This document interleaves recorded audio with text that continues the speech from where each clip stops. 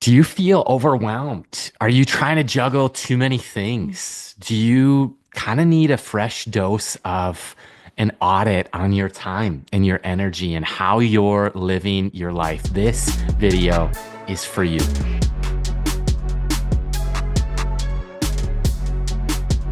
Hey, everybody. Happy Friday and welcome to the FYI podcast where we unpack your questions that you have about faith, life, adulting, sex, relationships, finances, and so much more. If we haven't met, we are Mike and Josiah Keneally. Honored to be your host. You can ask us a question. You can ask anything, anytime. And every Friday, we unpack a listener or viewer question. You can submit your questions at fyi-podcast.com or the Instagram.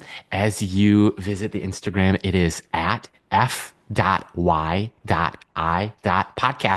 You can also catch us at any number of live events. We just had the weekend, which was amazing.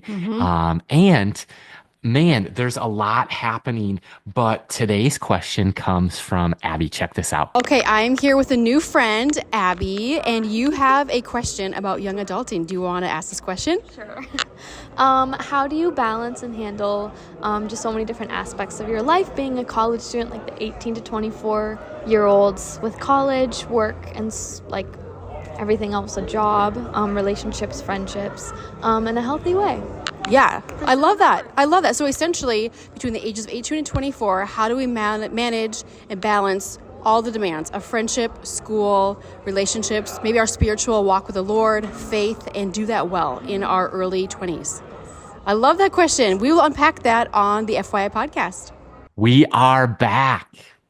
Yes, and I love her question because I think a lot of young adults are exactly where she's at. So if you're listening, and here's the crazy thing, even when you're in your 30s and beyond, that list just changes. Maybe like school isn't in that, but maybe it's marriage or it's children or it's a new set of calendars Yep. or a new job or whatever that is. So I think the balancing of life never goes away and the managing of our schedules never goes away. It just evolves, doesn't it? And you know what? Type into the comments and the chat on YouTube, the chat on Spotify. Have you ever felt what Abby's feeling? And Micah, you give the listener and the viewer while they're typing that in the chat. Have Should you I ever get them? felt that? Oh Has my, there been a season of life, or do you feel seen right now? Maybe it's today. Maybe it's right now. oh my gosh. Yes and yes. I think even just me alluding to the fact that it just evolves and changes is like the demands of your life change, which becomes the main priorities in your life that change, which affects your time and how your time is spent. So good. So it's a vicious and beautiful ripple effect. But yes, in my early 20s, I remember taking 21 credits, being enrolled as a full-time student, working part-time on the college campus, being involved with extracurricular activities, being in a relationship at that time, living with three other girls my freshman year, but five other girls my sophomore year.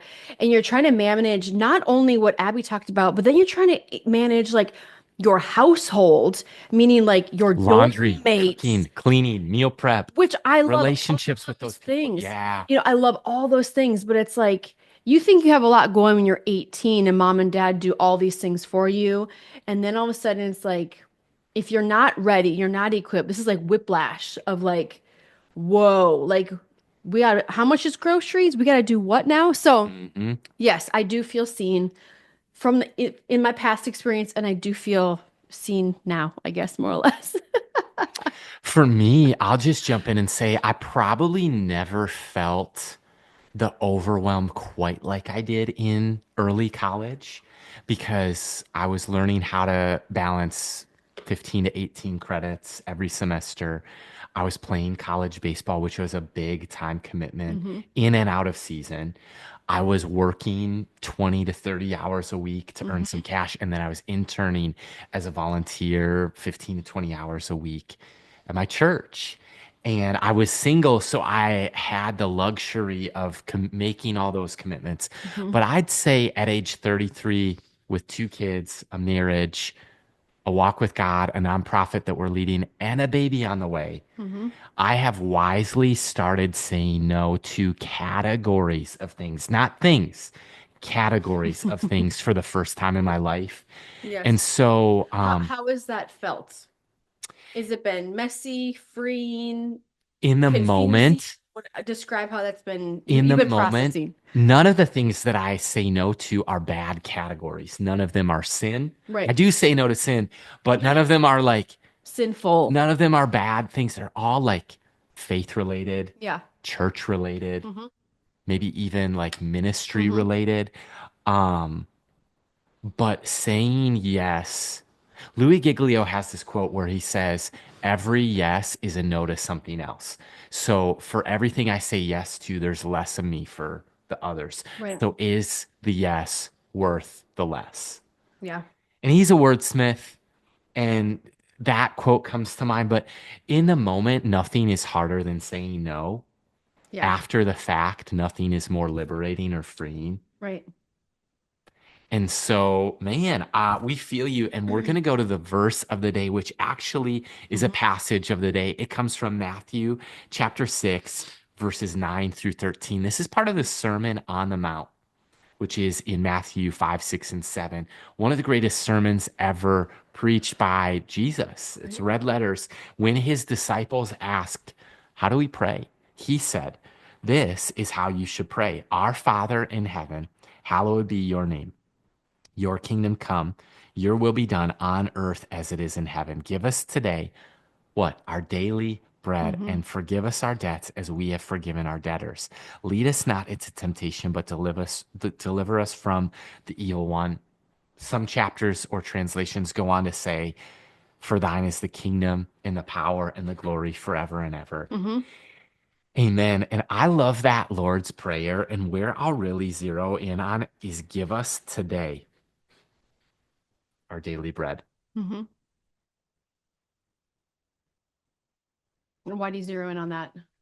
Because overwhelm comes from the to-do list. And I want to challenge and meddle with you as the listener. What's meddling with my walk with God is what Dallas Willard says, and John Mark Comer quotes and popularized the saying, you must ruthlessly eliminate hurry from your life. It's a great book by John Mark Comer, but enough with the hustle. Enough with the to-do list. And Right. my final challenge, didn't mean to interrupt, but the thought I want to complete is get rid of your to-do list and put the priorities on your calendar instead. Mm-hmm. Because my to-do list is always way too long. What I put as a priority on the calendar is what actually gets done. Well, I think with a daily calendar, just like it's a prioritization of that day. So usually what people say is like if you make a list of 10 things, you are actually only going to accomplish potentially 3 to 5 of the things that need to get done Hmm. to do it well and to actually accomplish them and to get them fully crossed off your list. So I would just say with that, it's just like, yes, we need to eliminate hurry. And I would just challenge. I think I challenged, I don't know if it was with Josiah. I was with my mom actually, driving back from an event in North Dakota a few weeks ago. And we had just talked about, I go, how much of the pressure that we put on ourselves and how much of the expectations that we put on ourselves causes so much stress and anxiety that it is actually unnecessary. Yep. Like the unnecessary things getting added to our list. And I would say, as a young person, I wish somebody would have taught me this. I guess this was my own realization. This was not taught to me.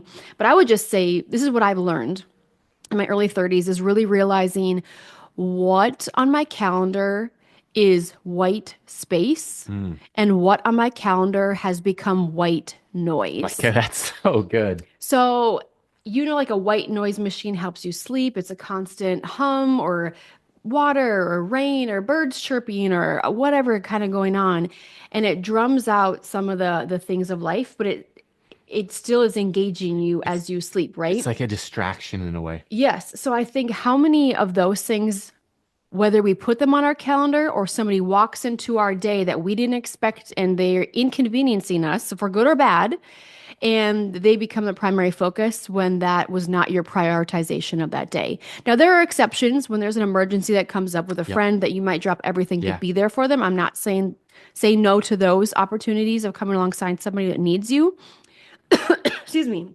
But it's when those people and when that white noise has become the hijacker of your day, which becomes a hijacker of your weekend, which takes you away from your homework, your actual yeses in life, not on the day, but what God has put before you, that's where I feel like the enemy, insert enemy here, distraction. Like the enemy doesn't have to derail us, he just has to distract us. And that's where I would say that that white noise on my physical calendar can come in and enter if I don't have white space, meaning from My like, gosh. hey, from this time to this time, I have nothing planned, which means Micah can do anything. Yep.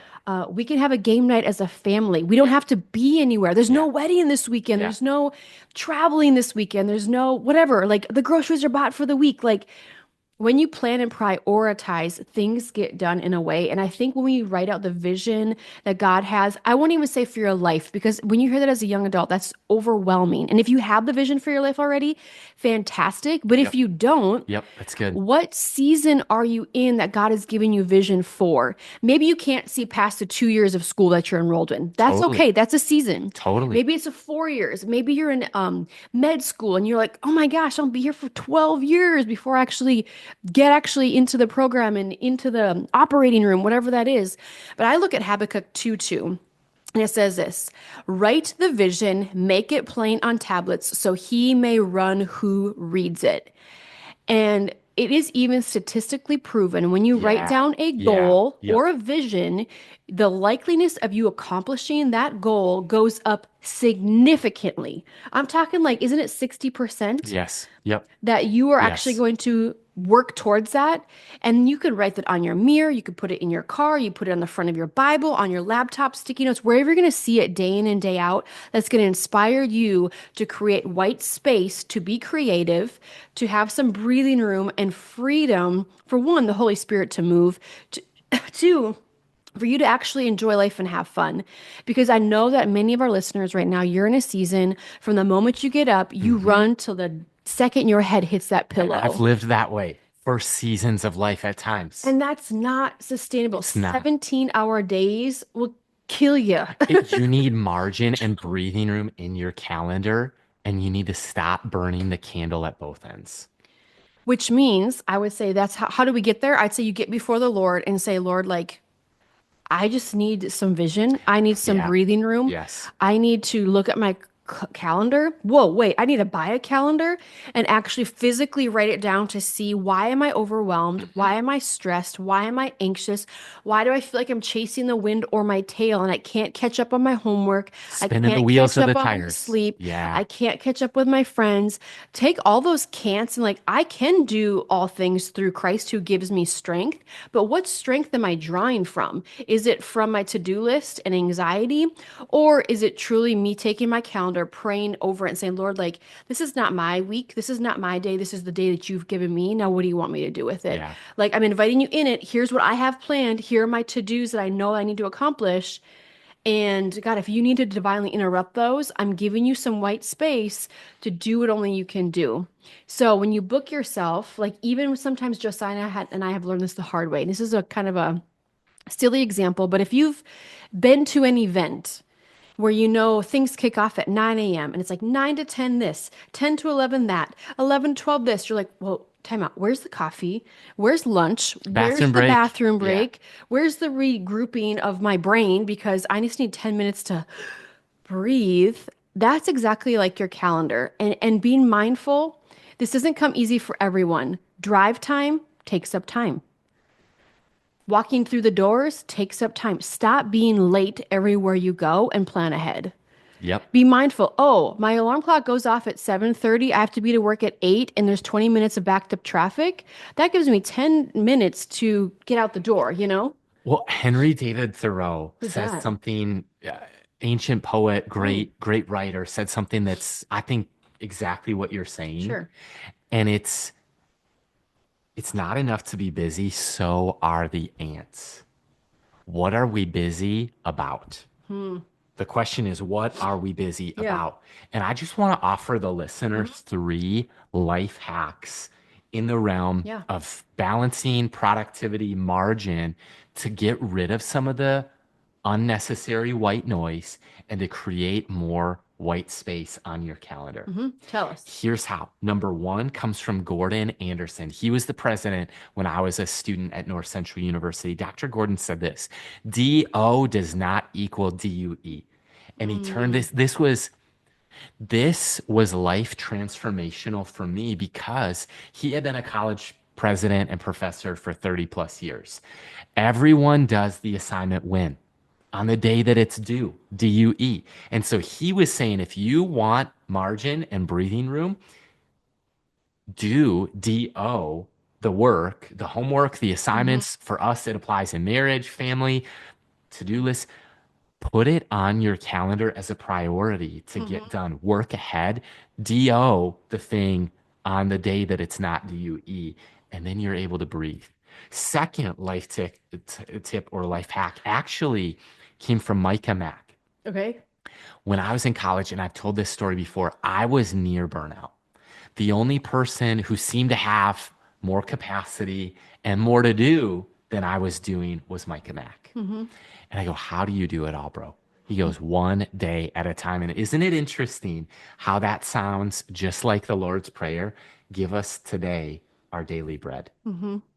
So do it one day at a time. And the third life hack really comes from this: place artificial deadlines on your calendar. This has changed everything from our podcast.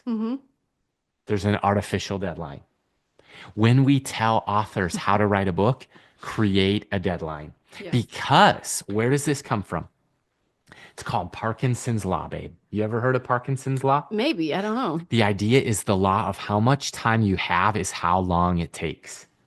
Isn't it interesting that if you tell me, Josiah, you've got 2 days to take out the trash, it'll take how long? 2 days. If you say you've got 2 minutes to take out the trash, how long will it I take? hope it's only 2 minutes. 1 minute. Right? But our lives are like this, that if we have 3 weeks to write a paper, isn't it amazing how it ends up taking us 3 weeks? But if we've got 3 hours, isn't it amazing how that Sunday night special of a paper turned out pretty good? So we all need those deadlines in our life. And I'm really bad at estimating how long things are going to take, but I'm really great at artificial deadlines.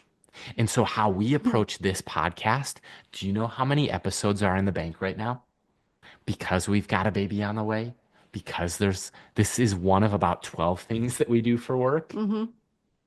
We create artificial deadlines, aka work ahead. Has that changed your level of stress at all, Micah? Has it changed your level of productivity?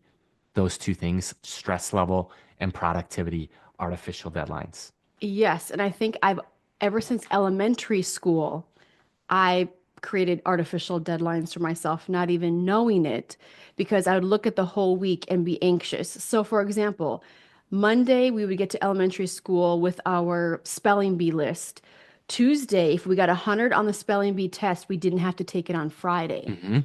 So I would study my buns off on Monday night to get 100 on a Tuesday, so I didn't have to think about it and be anxious about it and have something to do in the spelling world for Friday. And I was only a fifth grader, I recall, doing that. So for work now, I'm very much like, what events are we doing 2026, 2027, 2028? And for some people, like, that's crazy. But I'm like, no, when you plan an event, that's like planning a wedding every year with your venue, with your speakers, with your worship team, with the camp, with the meals, with your volunteer staff, with your prayer teams. Like, I work and function, and I think that might come naturally for me. So please don't be like, oh, Micah, you're just boasting about yourself.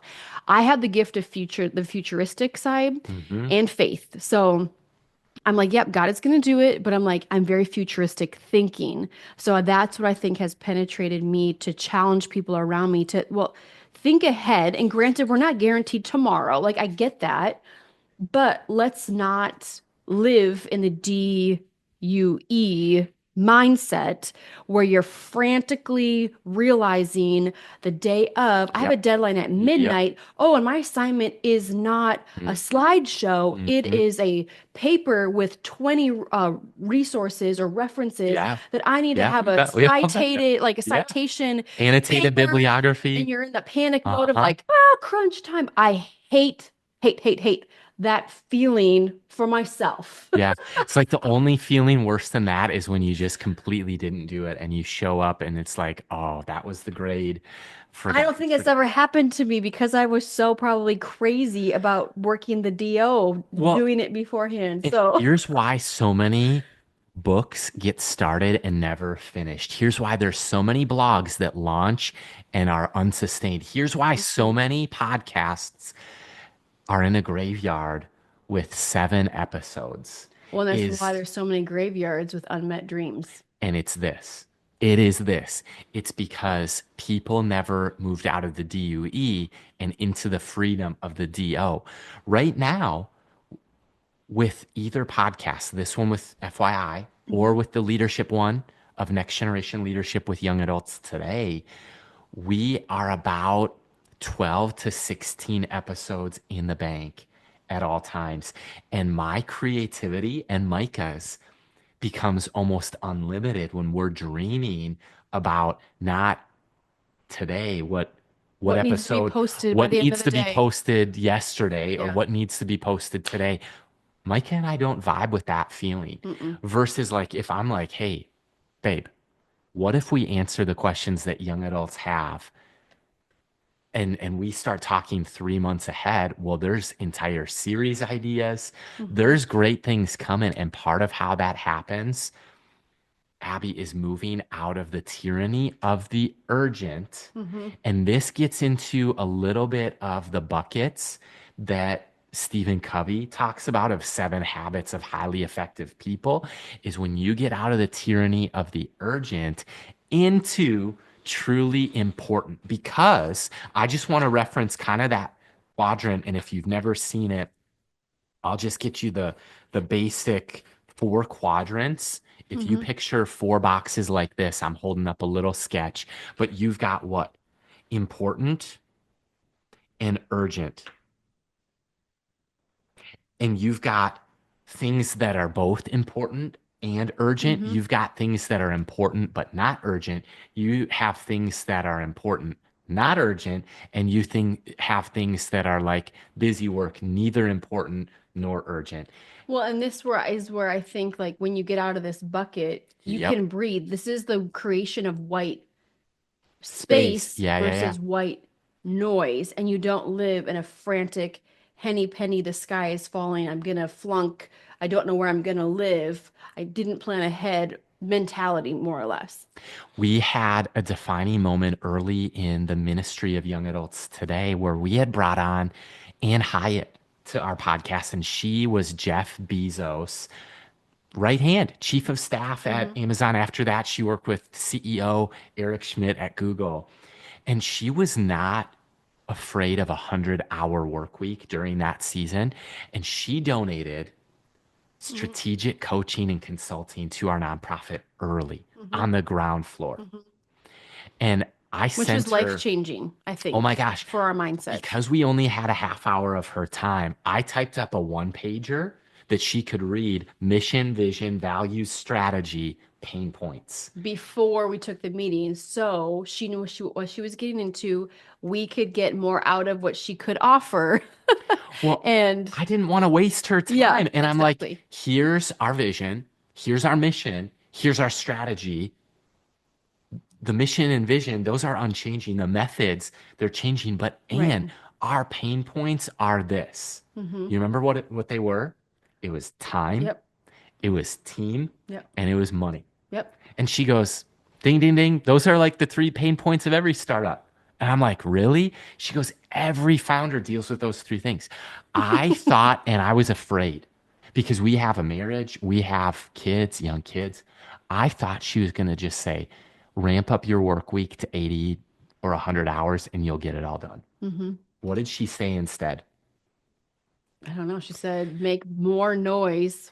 with less time or with less Yes. time, Yeah, right? yeah. She goes, Josiah Micah, the $1 million question for you, for young adults today, Mm-hmm. for the FYI podcast is how do we free up your time? How do we free up your team? How do we free up your resources or money Mm-hmm.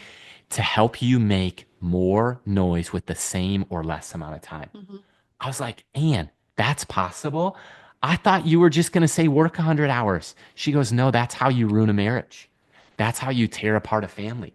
That's how you hit burnout Mm-hmm. and don't make it in the long term. Mm-hmm. We want you guys to be in this for the long haul and healthy. Yep. So that is our question. And my best experience this far, what we've Mm-hmm. learned this far on the quest to making more noise with the same amount of time is to say no to some things. Mm-hmm. It's to hyper focus on the calendar and make sure what we're spending time and what we're mobilizing team Mm-hmm. and what we're utilizing resources and money on is the priorities that they match the Mm-hmm. mission, vision, and values. Yep. And so, how do you, Abby, and the FYI listener, the young adult, how do you make more noise with less time? Mm-hmm. That's a note we'll leave you on. Yep. That's great. And one word of encouragement I would encourage every young adult is to start praying for the no's that God has in front of you versus saying yes to everything. Because the younger that you can say, no, that's actually Wow. not for me, or that's not my calling, or not now, I think that will make life easy for you in the future. I'm not saying no to everything or say yes to everything, but to understand the yeses and the nos in and over your life in your early 20s is, I think, extremely important, which will set you light years ahead of the 30-year-old who has been a yes man or a yes woman their entire life just because they're chasing the worldly things and forgetting about the godly things, whether they know Christ or not. So, When you grow your no, it'll bless your yes. mm-hmm. When you grow your no, God will bless your yes. And Mm-hmm. what you just unpacked there of that encouragement and advice, that is a catalyst and a game changer for the aspiring and emerging Mm-hmm. adult. You're listening to the FYI podcast.